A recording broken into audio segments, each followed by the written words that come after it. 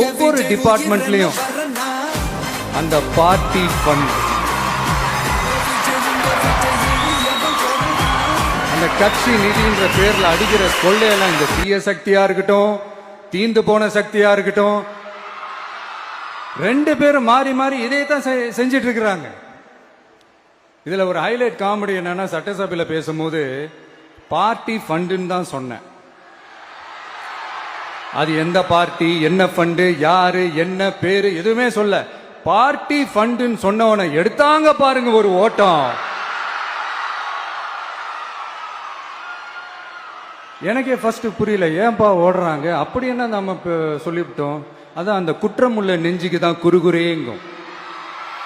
இது எப்படி இருக்கு தெரியுமா, எங்க அப்பா பீரோக்குள்ள இல்ல, எங்க அப்பா பீரோக்குள்ள இல்ல அப்படின்னு சொல்ற மாதிரி. ஐயோ ஏன் கேக்குறீங்க, இவங்களோட செம்ம கூத்தா இருக்குங்க, செம்ம ஃபன்னா இருக்கு.